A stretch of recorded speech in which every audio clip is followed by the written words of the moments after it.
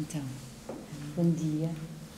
Eu sou a Margarida e venho de Lisboa. Estou há alguns entre Lisboa e Londres a estudar algumas coisas em redor do oceano, que vos vou falar um bocadinho, mas hoje vou trazer alguns...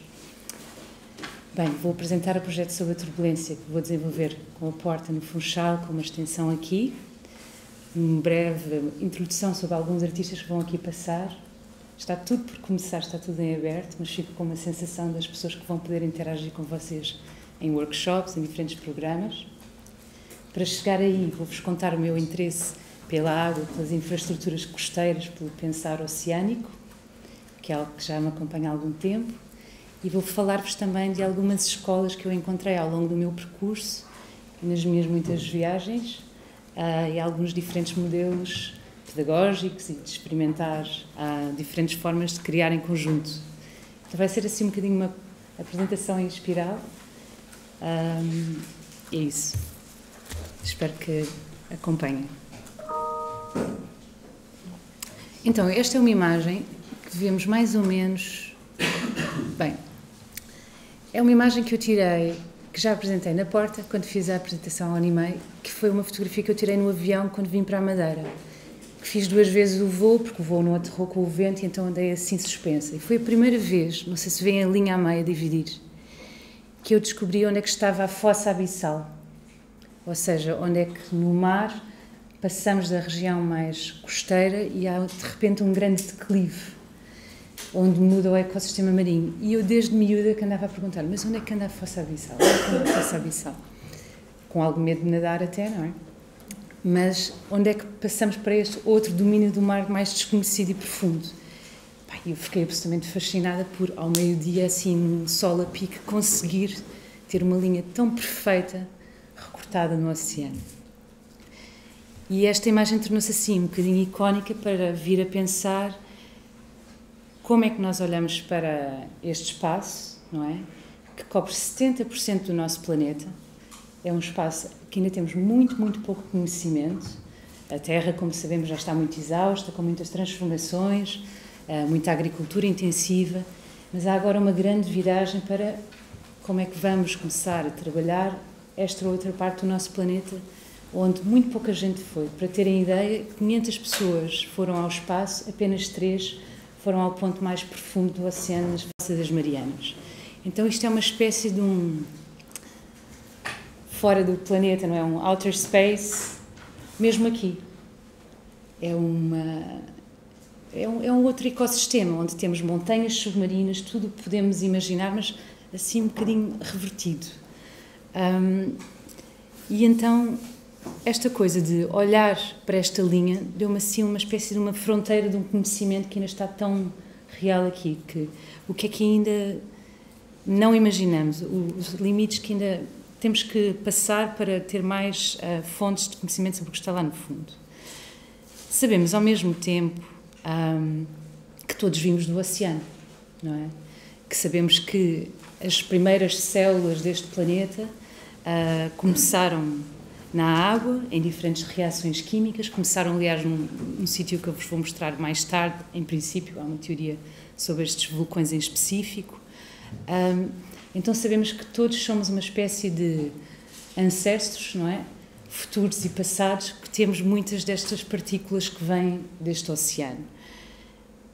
Sabemos também que no mar, o mar é uma espécie de um contínuo químico, não é?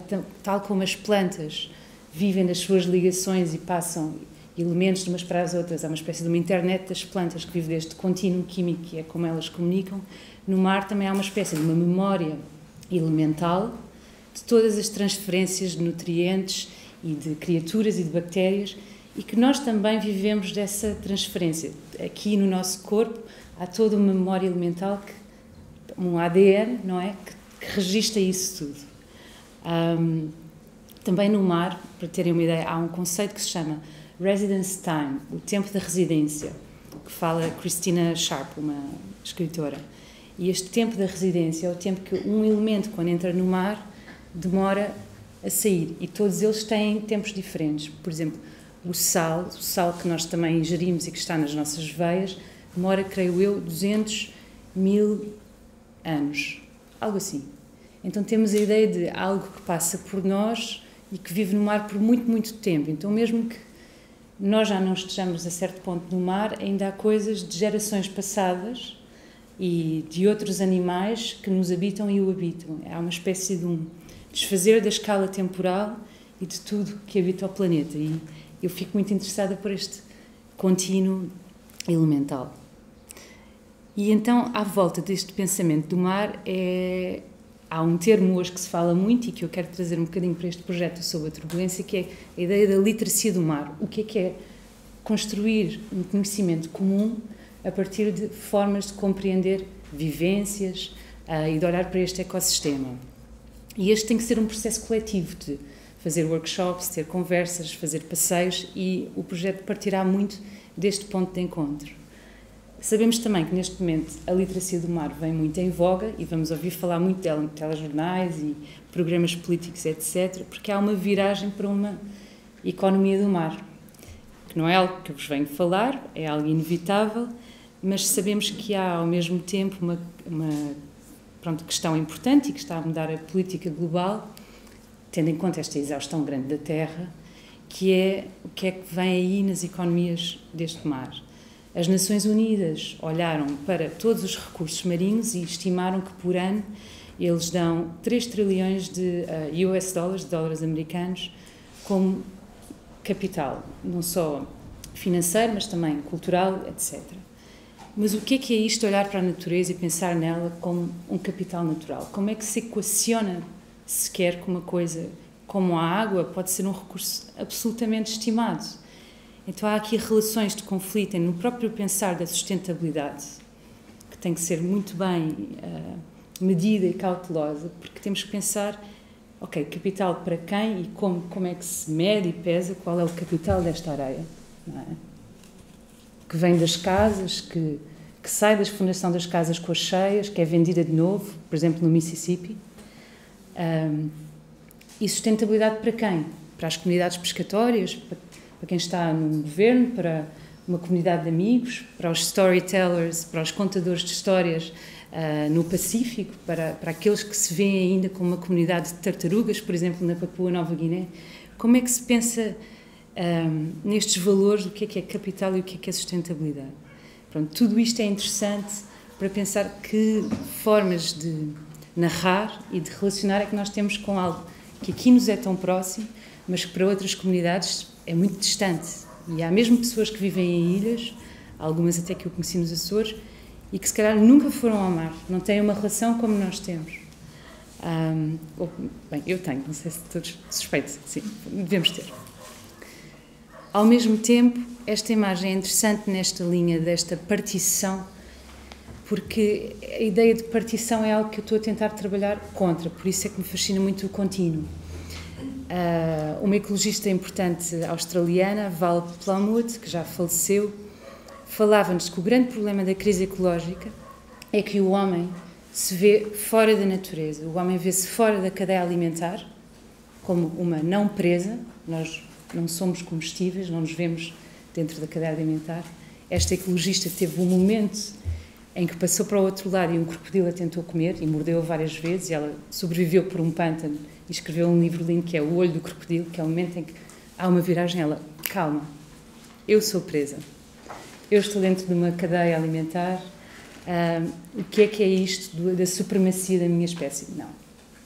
E então ela deixou de ver este afastamento ontológico, não é? Uma forma de ver do homem fora da natureza e o ambiente lá, para se inserir. Então isto baralhou-lhe ali os tratos todos de como é que ela olha para o real e para o natural.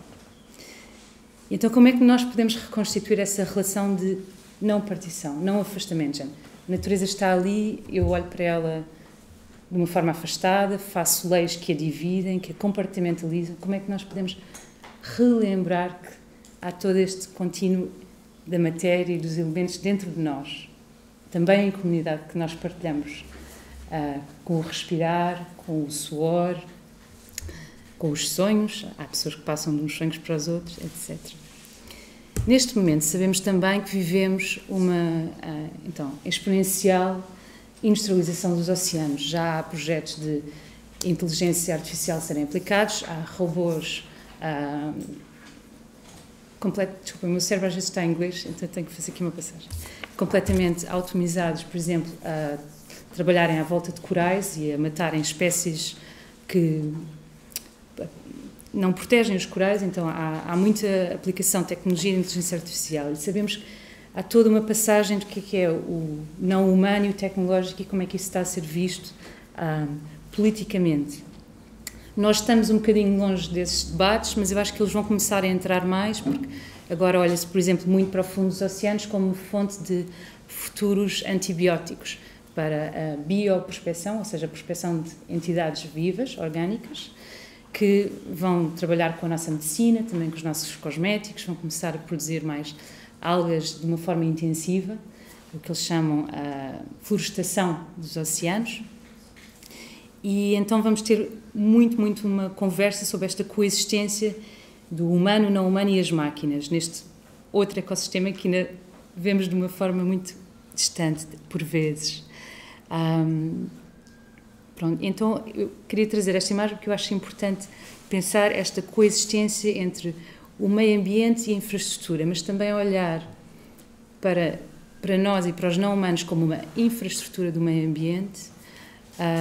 Então como é que isso pode ser visto de várias lentes, não é?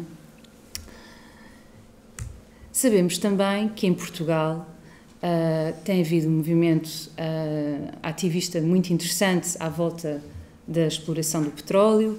Sabemos que este movimento já tem uma história mais longa que vem da luta contra o nuclear nos anos 70, em que muitos poetas, artistas, ativistas saíram à rua no pós-25 de Abril, fizeram manifestações lindas, trouxeram poesia para a rua, os seus pósteres, os desenhos, tudo o que sabiam e conseguiram fazer com que Portugal seja um dos muitos poucos países que não tem energia nuclear, o que é ótimo, porque todos estes poetas saíram com uma força enorme do pós-25 de Abril e recusaram. Isto é uma imagem de uma pequena exposição e de vários protestos que fizemos. Isto foi uma exposição de pósteres na Zé dos Bois, que é uma associação em Lisboa com muitos concertos e exposições que deviam visitar, em que muitos artistas fizeram pósteres contra a exploração de petróleo, porque, não sei se todos sabem, há cerca de 5, 6 anos tínhamos 16 concessões ativas, alguns deles contratos feitos de forma muito dúbia, algumas delas em reservas naturais, onde queriam fazer exploração de petróleo na costa, ao longo do mar, mas também de fracking em terra. Fracking é a fraturação hidráulica, quando se fazem uns furos na terra, metem-se muitos químicos para encontrar bolhas de gás. Um problema que contamina todos os lençóis hidráulicos e a água que nós depois bebemos, transformando toda a agricultura. E então houve uma mobilização incrível, surgiram mais ou menos 45 associações, ou mais hoje em dia, por todo o país. Isto pré-Greta Thunberg, ainda era um assunto pequenino, e uma ideia que tivemos foi juntar músicos, artistas, ativistas, arquitetos, engenheiros do ambiente, nesta matiné na Zé dos Bois, e ver o ativismo como uma forma de empoderamento das linguagens artísticas, mas de criar um espaço de diálogo interseccional, várias áreas. É isso que me interessa nas práticas, é como é que criamos espaços para encontro de pessoas que vêm de vários sítios, têm várias linguagens, mas todos nós temos ferramentas e devemos saber falar com quem está ao nosso lado. Esta industrialização do mar, que está muito forte hoje em dia, está também pensada, não sei se ouviram falar, num novo projeto que é a mineração em mar profundo, que eventualmente querem fazer nos Açores, apesar do governo regional, que são essencialmente biólogos, yes, temos sorte, ser bastante contra. O que é que andam atrás? Esta imagem é uma imagem pequenina de umas black smokes, uns campos hidrotermais, são vulcões submarinos, que terão, sei lá, alguns podem ter 5 metros, alguns um pouco mais, outros mais pequenos, mas estes vulcões que foram descobertos nos Galápagos em 77 deitam este fumo preto cheio de metais e minerais que se vão acumulando em seu redor. Metais como, por exemplo, temos o ouro, temos zinco, níquel, cobre, cobalto, muitos deles que reconhecemos que há em baterias e sabemos que temos cada vez mais necessidade de baterias para as comunicações e para esta revolução energética que aí vem, com os moinhos eólicos, etc. E então estes pequenos vulcões, temos muitos em redor dos Açores, porque eles andam à volta de arquipélagos vulcânicos ou ilhas em forma de arco, mas também em toda a dorsal mesoatlântica, sabemos que é aquela cordilheira no fundo do Atlântico, e pelo Pacífico, que também é um sítio com muita atividade vulcânica. Ao mesmo tempo, estes vulcões são muito especiais porque têm espécies, sendo tão ricos em nutrientes, e estão em zonas que já não há luz, é muito fundo, estamos assim nos 4 km, 5 km. Imaginem a pressão. São extremamente quentes, cerca de 350 a 400 graus, e há espécies que vivem lá, conseguem viver neste calor, nesta turbulência contínua, e não havendo luz, não fazem fotossíntese das algas, alimentam-se de forma diferente, alimentam-se por síntese química, ou seja, passam bactérias de uns para os outros, e então há uma continuidade entre o ecossistema e estas entidades que lá vivem. Então há espécies muito especiais que vivem só em redor destes vulcões. Por exemplo, nos Açores foi descoberto um mexilhão dourado que só existe ali num campo hidrotermal, nem existe nos outros. É assim, muito específico. E esta é uma da zona dos oceanos que está a ser debatida desde os anos 70, os campos hidrotermais internacionalmente, para serem destruídos e minerados. Já há, no entanto, muitos estudos da Universidade de Sydney e outros sítios que dizem mas nós podemos passar para as renováveis completamente sem ir minerar ao fundo do mar. Isto é uma ideia antiga, muito século XIX, de Gold Rush, Wild Wild West, que se quer passar. Mas é só para percebermos como ainda sabemos tão pouco sobre eles mesmos, porque é tão caro ir com os equipamentos ao fundo do mar estudar, temos muito poucos mapas do fundo do mar. Há um projeto agora internacional que quer supostamente na próxima década ter a batimetria, como nos falavam ontem, não é? O mapa do fundo do mar, mas é muito, muito ambicioso, porque temos que mandar muitos sonares, usamos muito som que também impacta os animais lá em baixo, estes raios que vêm mapear, e são tecnologias bastante caras. Eu não sei quantos de vocês conheciam estes vulcões em particular, mas se ainda não estão no nosso vocabulário, acho que há muito trabalho que tem que ser feito em perceber o que é que eles são antes de os ir explorar. Mas pronto, passando um bocadinho à frente. Eu queria falar um bocadinho também, muito brevemente, para avançar, sobre a ideia de novos sentidos. No fundo do mar, em sítios sem luz, sabemos que há criaturas bastante longínquas do que nós imaginamos. Esta é uma das minhas preferidas, porque tem esta componente completamente disco. Não me lembro do nome, falta aqui a nossa bióloga de serviço maravilhosa. Isto é um daqueles nomes que pronto, não é do dia-a-dia. Mas eu acho muito interessante olhar para ela e pensar que espécie de novos sentidos é que a adaptação deste ser teve de ter ao seu ecossistema para chegar aqui. Não é? Num sítio sem luz, mas que ainda temos aqui uma reverberação lumínica. Como é que ela sente? Como é que ela registra a memória, não é? Ou seja, se isto nos é tão alien, que outros tipos de sentidos é que nós não conseguimos imaginar? Ou até que outros tipos de sentidos é que nós nos esquecemos de termos? Por exemplo, como alguns reflexos anfíbios que estão registados no nosso corpo quando as pessoas fazem free diving, é aquele mergulho em apneia, em que se respira muito fundo e se desenvolve uma técnica que é muito próxima do yoga e da meditação. Algumas pessoas conseguem 11 minutos mergulhar ao fundo e ir aos 100 metros. Não é? Isto sem botijas de ar comprimido permite-nos ir muito mais fundo e ter uma relação também diferente com fazer ciência, estar mais perto dos animais. Mas o nosso corpo ativa uma espécie de uns reflexos anfíbios que nós sabemos que tivemos. Há aqui um ADN que tem essa memória. Se calhar já não estimulamos umas formas de respirar. Mas que tipo de sentidos é que ocultamos ao longo do tempo e como é que nós podemos estimular que alguns regressem ou até que outros tipos de sentidos é que nós devemos respeitar nos não-humanos simplesmente porque nós não sabemos tudo sobre a outra forma de sentir, não é? Que respeito é que tem que haver sobre o outro? Ou até o outro que ainda não descobrimos porque não fomos ao planície abissal. o outro que nem vamos descobrir, porque está tão, tão longe. Eu não trouxe um gráfico do conhecimento que há do fundo do mar, mas é absolutamente abismal. A falta de conhecimento e as espécies que ainda não estão descobertas. E então, pronto, eu queria deixar este espaço para o desconhecido e a potencialidade dos sentidos que hão de vir.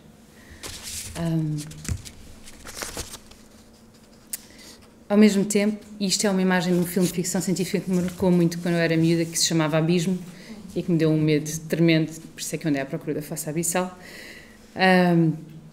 Ao mesmo tempo, o oceano sempre foi um sítio onde projetámos fantasias.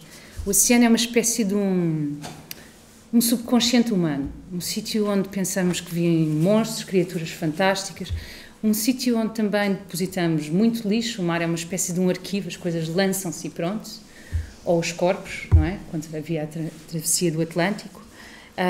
O mar é um sítio onde se deixam lixos nucleares, por exemplo, no Báltico. Muitas armas foram deixadas na Guerra Fria, nunca se foram buscar. Há uma contaminação de mercúrio gigante. É uma espécie de um subconsciente material da humanidade, não é? Venham os muitos arqueólogos ver que tipo de histórias é que se podem contar só sobre o que se tem deixado. E é um sítio de projeção e de mitos, não é? É um sítio do imaginário. Por isso é que eu queria começar hoje de manhã, só para vos dar um bocadinho de espaço para imaginarem, se vocês conseguissem ir fundo. Bem. E é um espaço que nos faz pensar em diferentes escalas temporais, como eu falei, e em que podemos olhar de forma diferente para o tempo da matéria. Sabemos, por exemplo, que nas planícies abissais, que demoram muito, muito tempo a serem constituídas, caem muitos poucos nutrientes cá de cima. Estamos, por exemplo, sei lá, a 8 km, a 9 km. Muita densidade de pressão, não há luz. Cada parte de sedimento demora milhões de anos a acumular. Assim, uma camadinha assim, como a que querem ir minerar, retirando tudo. Demora milhões e milhões de anos a condensar esta matéria, muito lenta. Os seres quase não se mexem, porque como há tão poucos nutrientes para eles se alimentarem, assim, é outro espaço, tanto na escala geológica como temporal. É uma espécie de uma suspensão total. Isto são coisas que às vezes nos é difícil imaginar, porque temos mobilidade e andamos para aqui, damos um mergulho, saímos. Mas este sincronizar com outras escalas temporais e geológicas é uma coisa muito importante. E então, vamos passar um bocadinho à frente e falar de alguns projetos. Para chegar um bocadinho onde estamos. Posso fazer uma pergunta? Há a ideia de que a idade que estes animais que vivem nessas pressões atingem, como a acumulação demora tanto tempo, se também a idade dos animais é maior, ou seja, se tem... A longevidade ou há quanto tempo é que existe a espécie? A longevidade. Depende muito. Depende também do tipo de espécie, porque tanto há seres quase unicelulares como há grandes predadores, não é? Okay. Ou seja, varia muito, comem-se uns aos outros, mas eu não sou bióloga, não sei tudo, posso estar aqui a inventar histórias, mas do que eu tenho lido, sim, há uma relação de predação diferente devido a esta temporalidade dos nutrientes. Há peixes já muito antigos, muito pré-históricos também, mas não sabemos quase nada. Não sabemos quase nada. Então, eu queria passar um bocadinho para onde é que estamos. E agora, desculpem, trouxe-vos do oceano para o presente, porque como estamos numa escola, eu achava interessante falar um bocadinho como é que começaram as minhas experiências à volta de modelos pedagógicos e construir em conjunto. Então, na Avenida da Liberdade, em Lisboa, que é mesmo no centro da cidade, havia um prédio.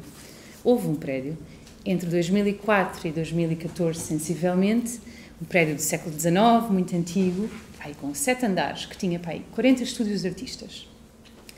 Na altura, as rendas em Lisboa quase inexistentes, foi um prédio que nos foi emprestado, que era gerido, vocês devem conhecer, pelo António Belota, que era um artista e engenheiro que foi assim um grande mecenas na altura e nos ajudou muito.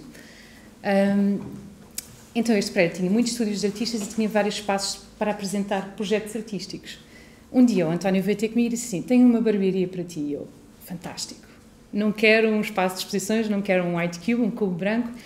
Prefiro um espaço assim onde eu possa realmente trabalhar com encontros.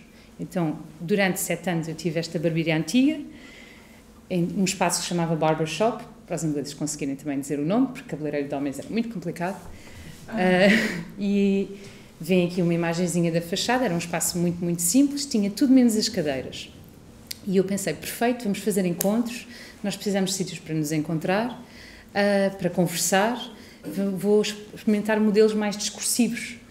E então organizei muitas conversas, grupos de leituras, tivemos uma imagem em baixo da Margarida Magalhães, que é a música Raw Forest, faz uma música absolutamente incrível, sou fã número 1, e fizemos uma sessão, um ciclo que se chamava Plant Thinking, pensar com as plantas. O espaço estava cheio de plantas, também podias trazer as tuas, e fizemos apresentações com filósofos sobre o que é o pensamento em contínuo com o não humano, e ela fez uma sessão de música para plantas durante 5 horas, durante uma tarde. Aí em cima temos uma imagem com areia, foi no dia em que eu recebi uma notícia, se calhar vamos ficar sem o espaço. Eu, perfeito, vou fazer aquilo que sempre quis, que é um beach bar reading club, um clube de leitura num beach bar. Então tornei o espaço numa espécie de um cabinet psicadélico, com luzes, imensos livros, um bar. Todos os dias havia instalações de artistas, filmes, sessões de escuta de álbuns, de música. Isto foi no pico da crise, em que ninguém saía de casa, em 2000 aqui foi em 2013, que foi o momento em que até perdemos alguns amigos, as pessoas não tinham 50 cêntimos para sair e beber uma cerveja, pelo menos na geração que tinha saído da faculdade. E então eu criei este espaço onde as pessoas podiam ir confraternizar e sair para a sua imaginação, não é? Imaginar tendo em conta este discurso psicadélico que estava à volta deste ciclo, formas de escapismo, outras narrativas. E foram 2 semanas bastante intensas. E depois também temos outras imagens de uma biblioteca de comic books, do Francesco Ruiz, um artista espanhol que esteve na Bienal de Veneza e que trabalha muito a partir de formas de impressão e de distribuição de informação não oficiais, então zines, não é? As pequenas edições caseiras. E trabalha, por exemplo, no Egito, com condições em que há censura, e ele vai criando diferentes personagens que fogem à censura no próprio desenho e distribui jornais por diferentes instituições. No Japão ele pesquisa diferentes culturas eróticas e queer e como é que elas passam do imaginário pós-binário de homem para mulher. E então tem uma espécie de loja underground com todos estes cómics japoneses que ele mesmo também desenha, ou seja, ele pesquisa, faz residências e expõe. E depois eu fiz 2 escolas de verão bastante intensivas, onde eu experimentei muito com o metabolismo de aprender em conjunto, desde sessões bastante longas que se prolongavam e continuavam com passeios em Monsanto na floresta, cozinhávamos juntos, íamos sempre dançar a certo ponto e tínhamos sessões de música também envolvidos, debates com arquitetos, artistas, sempre assim também transdisciplinar. Fiz uma sobre geofilosofia, a filosofia da Terra na altura, e outra sobre ficção científica e performance, essa relação. Mas pronto, era um trabalho sempre em conjunto, com diferentes pessoas que vinham ensinar também fora de Portugal e alguns artistas que viviam na cidade. E pronto. Então a minha história começa um bocadinho aqui. Isto é um espaço que eu tenho depois da faculdade e onde eu posso experimentar quase tudo, com muito, muito pouco dinheiro ou quase nada, mas fazendo e quebrando as minhas regras a qualquer altura. Por isso incentivo toda a gente a ter o seu espaço de criação e produção coletiva, porque é uma liberdade muito interessante. Depois isto levou-me a ter muita curiosidade por diferentes formas de ensinar. E então, nos últimos anos, eu tenho feito viagens ou por trabalho ou no verão e vou sempre ver outros modelos pedagógicos e de criação em conjunto. Isto muito rápido é a escola zapatista nos Chiapas, no estado no México, no enclave de Oventic, que tem estes murais incríveis, e sabemos que a forma de pensar ecológica dos zapatistas é muito importante, porque é muito ecofeminista, olha muito para as mulheres e esta colaboração por afeto como uma forma de cuidar a terra diferente. E é um tipo de olhar para o mundo que também pensa em economias paralelas, economias que não entram dentro do sentido ocidental de exploração eterna da terra, mas outros ritmos de ligação com a terra e de criar valor e colaboração. E também fui visitar Também nos Chiapas, esta Universidade da Terra, que é uma escola indígena maravilhosa, onde também há muitos encontros no verão. Tem estes banquinhos que se vêem lá embaixo por toda a escola, onde há mentores que se encontram. É uma escola onde não há dinheiro envolvido, todas as pessoas que ensinam é gratuitamente e as pessoas que atendem podem ficar o tempo que quiserem. Tem umas cabanas muito bonitas no bosque, onde as pessoas ficam, e é uma escola que vive desta economia da dádiva, não é? Se calhar eu vou a casa e produzo mel e trago mel, todas as pessoas contribuem com o que querem e ensinam quanto tempo querem. E então para mim é interessante olhar para estas formas de criatividade e generosidade, mas que também têm uma profundidade filosófica muito grande e uma ligação muito forte com o ambiente em redor. Esta escola também tem a potencialidade de, tendo muitas oficinas para técnicas, como, por exemplo, aqui vemos um tear, um senhor a fazer um tear, tem salas de música, salas de pintura, temos quase todas as técnicas que conseguimos imaginar, e há uma grande contaminação de quem é que passa de um lado para o outro, e há uma passagem deste conhecimento transgeracional, que falávamos ontem também com as formas de weaving, de ser. Então há este passar de geração em geração que é super importante, e este cultivar dos conhecimentos efêmeros que se vão passando de uns para os outros. Também olhei para outros espaços. Isto é um coletivo na Cidade do México com que eu já trabalhei no passado, que se chamam Cráter Invertido, e então eu gosto muito de olhar para os coletivos de artistas como formas de criar em conjunto, que são muito... estão em ebulição, não é? Parece que estão sempre em transformação. Às vezes tipo, não se materializam, mas são muitas conversas, são espaços com cozinhas, com mesas que estão sempre a desenhar. Eles, por exemplo, o Cráter Invertido, a forma grande deles, eles agora estão a diminuir um bocadinho, mas é a edição de ilustração e os coletivos de desenho, ou seja, eles sentam-se à volta da mesa e falam da política completamente difícil, onde imensa gente desaparece no México, e através do desenho coletivo eles vão trabalhando isto e vão explorando a sua imaginação. Então fazem imensas edições. Se vocês gostam de ilustração ou cómics, recomendo procurar na internet. Cráter Invertido é cratera invertida do vulcão. E eles estão na Cidade do México. E alguns agora em Oaxaca, também fazem cerâmica, que é no outro estado. Este é um sítio que é assim, das minhas paixões do coração, que é Yogyakarta, na Indonésia, onde eu fui 2 meses fazer pesquisa e estive lá com um coletivo que trabalha com comida, a fazer uns grupos de leitura, e Yogyakarta é assim uma cidade fantástica que tem um historial de coletivos de artistas que vem há 25 anos. E como na sociedade da Indonésia há a ideia do clã, não é? Como uma extensão da família, e é um país muçulmano assim bastante tradicional, os jovens assim da nossa idade, se não saem de casa para casar, nem todos querem casar hoje em dia, já têm outros ideais, para saírem de casa às vezes fazem estes coletivos que alugam uma casa com jardim. Então mudam-se em conjunto, têm um espaço com residências e de criação em comum. Aqui temos 2, um que é o Kunchi, que é uma biblioteca de estudos culturais e pós-coloniais com uma bela cozinha e agora uma sala ao ar livre, já existe desde o fim dos 90, e é um grupo informal, onde vários grupos também se juntam, e depois já tem agora uma escola também, muito pequena e muito experimental, e junta, por exemplo, antropólogos, artistas, escritores, chefes. A comida na Indonésia é muito importante, porque faz parte do ritual de tomar conta e criar em conjunto.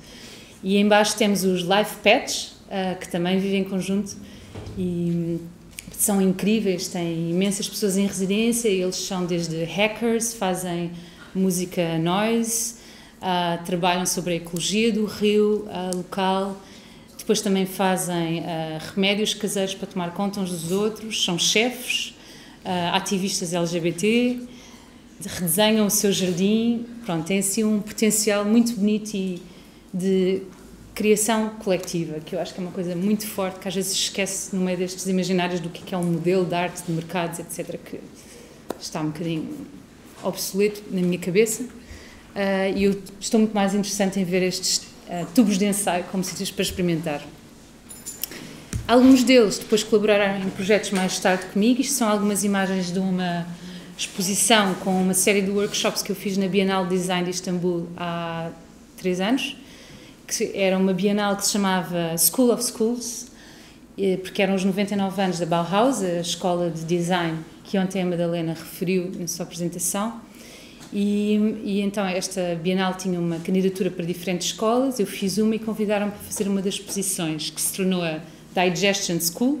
Era uma escola sobre comida, metabolismo, mas que olhava desde a agricultura lá fora na Terra, micróbios dentro do nosso corpo ou até na estação espacial. Então, pensando em várias escalas, o que é isto de digestão de uma forma expandida, que vem do corpo para o planeta. Como é que o planeta também pode ser visto como um sistema metabólico. E aqui são algumas imagens de workshops que fizemos com os coletivos da Indonésia. Temos ali a trepar as paredes as Bakudapan Food Study Groups, é um coletivo de 7 raparigas ecofeministas, são antropólogas e artistas, e fizeram uns workshops sobre gleaning, que é a recolha de ervas supostas daninhas, e elas têm técnicas para experimentar na pele se são ervas que podem ser comestíveis ou não. Então apanhámos várias por Istambul, por partes da cidade não tão poluídas, depois cozinhámos-las todas, inventámos. Então há toda uma parte de contar histórias, fazer economias paralelas, aproveitar resíduos que andam por aí. Em baixo temos um workshop com o Dolly do coletivo Life Patch, em que ele traz uma série de especiarias e folhas e diferentes elementos que não há na Europa, que vêm da Indonésia, e faz mesinhas caseiras. Eles chamam de jamu, são as poções caseiras da Indonésia, que são estas formas também de tratar que vêm do conhecimento oral e que se passam de geração em geração. Mas pronto, para dizer que esta exposição tinha muitos componentes de workshops e às vezes estas pessoas das escolas ou dos coletivos passam para o trabalho. Eu acho que agora vamos dar um passo à frente. Vamos então para fazer uma breve apresentação sobre o que é ou o que é que poderá vir a ser quando fizermos em conjunto o Sob a Turbulência. O Sob a Turbulência parte deste livro que se chama Sea Around Us, da Rachel Carson, que eu posso passar. Ela é uma ecologista americana muito importante nos anos 50, assim, bastante conhecida, porque foi a primeira pessoa a fazer um livro sobre pesticidas que influenciou toda uma geração a ficar muito mais atenta a formas de cultivo. E a Rachel Carson tem esta trilogia do mar, que eu acho que são livros muito bons para começar a pensar sobre as diferentes escalas do tempo no oceano. E alguns deles estão no mar mais profundo, que vai desde a glaciação às placas tectónicas que se movem, como é que se formam as ilhas, ou o Edge of the Sea, que vem da parte costeira, os seres que vivem nas rochas, como os percebes, que vêm desta orla do mar que passa, então as periferias do mar. E ela vai olhar para as diferentes partes do ecossistema. E ela tem uma forma de contar a história, apesar de ser uma bióloga com muito conhecimento, é uma história que está narrada para alguém de 6 anos, ou de 70, ou um pós-doutorado, porque a informação está assim toda bem digerida. Então recomendo-vos a dar um olho. E então o projeto é sobre a turbulência. A palavra turbulência vem do Michel Serres, que é um filósofo que eu gosto muito, que tem este livro, O Nascimento da Física, em que ele olha para a gênese da matéria, para o nascimento da matéria, e pensa como é que essa matéria se organiza em estruturas a partir de um momento muito caótico. Então, se calhar, neste momento em que estamos com um ambiente muito complicado, uma relação até difícil de pensar que soluções é que vamos ter, o ficar com a turbulência e criar a partir deste caos é um momento, assim, importante. E então, sobre a turbulência, vai tentar pensar o que é esta relação com o litoral, com a orla costeira, e esta produção da literacia do mar, dos conhecimentos do mar, a partir das artes visuais.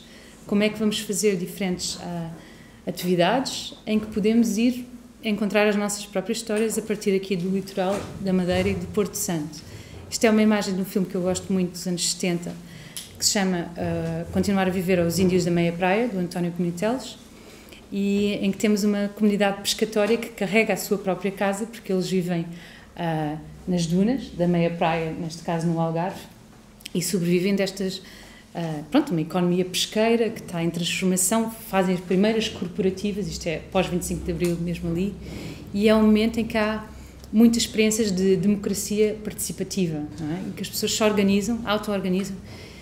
Então como é que nós vamos gerir esta coisa aqui de que as dunas mexem e de repente somos nós que temos que fazer as contas dos nossos peixes e podemos nós ter poder político, como é que nos vamos organizar? Então esta imagem de levar a casa de um lado para o outro, para mim, assim, como é que nós vamos também sobreviver a um momento em que vamos, se calhar, ter refugiados climáticos, em que estas imagens se vão tornar realidade de outra forma, pode parecer uma metáfora aqui, mas já é muito real em algumas ilhas no Pacífico, e que tipos de imaginários e práticas é que nós temos que estabelecer para lidar com isto. Eu até para contar aos nossos filhos, aos netos, como é que eles vão lidar com isso. Precisamos de imaginação em conjunto. Então, o meu interesse por as ecologias costeiras e aquáticas já vem de algum tempo. Isto são só algumas imagens muito rápidas para vos dar. Só tirar água. Estive no Mississippi 2 vezes o ano passado. Andei de canoa no que eles chamam o corredor petroquímico, que é entre Baton Rouge e New Orleans. Estive a gravar som, acampando todos os dias com um grupo de diferentes artistas e cientistas, a caminho de uns workshops sobre ecologia. Então isto é uma das infraestruturas aquáticas que eu ando a estudar no meu doutoramento e a pensar como é que o som vive aqui num sítio tão industrializado. Ando a olhar também para o estuário do Tejo e para as grandes transformações que estão previstas, como a construção de uma cidade flutuante que querem fazer em Cacilhas, o eventual aeroporto do Montijo que vai pôr em causa uma reserva natural onde há 150 mil pássaros migratórios que vão da África do Sul ao Ártico, que passam por lá. Como é que, por exemplo, os cacilheiros intervêm no canto de alguns peixes e na sua reprodução. Então há aqui uma série de coisas no estuário do Tejo interessantes para ver. Estou a olhar também, estive na Colômbia a olhar para os, acho que em português é mangais. Mangais, obrigada. E como é que estas ecologias costeiras, isto é mesmo junto ao mar, têm um tipo tão resiliente do ecossistema que, por exemplo, são uma das grandes fontes para depósito de carbono. É muito, muito importante nós conservarmos os ecossistemas costeiros, porque realmente não são bem só as árvores onde se deposita o carbono e onde se faz essa transferência. Há uma ideia do carbono azul que se deposita aqui nas formas de vida que ficam neste lodo e até nas algas costeiras marinhas, e aí ficam mais ou menos 50%. É assim, o oceano tem um papel muito, muito importante em regular a emissão de gases. E depois olhei, isto é uma imagem só para vos contar. No Rio Amazonas estive nesta fundação pequenina na Tutama, maravilhosa, onde também fazem workshops e desenhos ao ar livre, e é uma fundação quase sem dinheiro, sem eletricidade, onde se estuda o ecossistema do Rio Amazonas, que viveu também de grandes cheias e de espécies muito bonitas, e onde esta imagem que podemos ver na direita em baixo é uma das muitas esculturas de madeira que eles têm, que é a forma deles passarem conhecimento ecológico, passarem uma cosmovisão, tipo uma cosmoecologia. Este pequenino museu parte da artesania local para a forma de passar estes conceitos ecológicos. Aqui temos, por exemplo, a Sociedade dos Golfinhos Rosados, que são o tipo de golfinhos cá no Rio Amazonas. Ao lado teríamos a árvore com peixe. Sim, vou mesmo acabar. E então, todas estas esculturas são a forma deles passarem a ecologia. Tem que acelerar. Então, pronto, queria-vos só mostrar algumas imagens das pessoas que vão vir sobre a turbulência. Isto é uma imagem que fizemos de uma exposição coletiva, são vários artistas da minha geração, estivemos nas Belas Artes ao mesmo tempo. Era uma exposição sem autoria pessoal, cada um contaminava a peça um do outro. Algumas pessoas que vão de vir. Esta é uma imagem do trabalho da Joana Escoval, de instalações que ela fez na Islândia. A Joana trabalha com escultura essencialmente, faz as suas próprias ligas metálicas, tem uma relação muito grande com paisagens vulcânicas, também é um trabalho dela. Teve muito tempo em Stromboli e alguém que trabalha muito com os ritmos da natureza. Então, com estas pessoas vamos fazer diferentes passeios, workshops, e eles próprios vão desenvolver metodologias de olharmos para a paisagem e para o território. E fazemos também experiências, se calhar, com tingir tecidos, apanhar materiais, contar histórias. O Nuno da Luz trabalha essencialmente com som e faz muitos trabalhos à volta do registro das marés e da água. Trabalha também com muitas publicações. Isto é uma exposição que ele fez no Porto recentemente, onde usa estes gongos como formas de ressoar o mar. A Catarina Azul, isto é ela numa performance que são as histórias do Caranguejo Azul, uma performance que ela fez na América e depois cá em Portugal. Faz muitos monólogos, também trabalha com tecidos tingidos a partir de materiais naturais. Aqui temos uma imagem no vídeo do Diogo Evangelista, que são os Pássaros no Paraíso, e o Diogo trabalha entre pintura e vídeo e eventualmente dará um workshop connosco, ou um passeio. Uma imagem da Ana Vaz a filmar em Fukushima, como sabem, a zona que teve uma catástrofe humana muito grande, e ela vai ver como é que há uma grande reflorestação e um reviver de animais neste perímetro, onde já não tem o hábito da vida dos humanos da mesma forma. E a Ana trabalha essencialmente em filme experimental. Uma imagem de um trabalho do André Romão para dizer que ele também trabalha com muitos materiais costeiros. Ele trabalha essencialmente em escultura e poesia. Pinturas da Ana Manso, que eventualmente dará um workshop de desenho connosco. Virá com o seu parceiro João Marçal. Trabalha muito a partir dos movimentos internos. Aqui uma imagem do Sérgio Carronho, que eu ontem falava à Madalena, que coleciona diferentes terras onde ele vive e depois faz esculturas influenciadas pelas leis da permacultura, ou seja, tem muita relação com o caminhar, o perceber o ecossistema e o colecionar e transformar. E faz também land art, relacionando a agricultura e permacultura com o seu trabalho artístico. E uma imagem do Gonçalo Sena, que também ele coleciona materiais da natureza e faz diferentes moldes e diferentes experiências. Pronto, estas são algumas das pessoas. Eu se calhar fico aqui e digo se calhar apenas que também trabalho com uma NGO que olha muito para lixos marinhos, a questão das pescas, e também fazem festivais de cinema sobre os oceanos, e acho que poderia ser um sítio lindo para criar colaborações de diferentes níveis. E pronto. Sorry.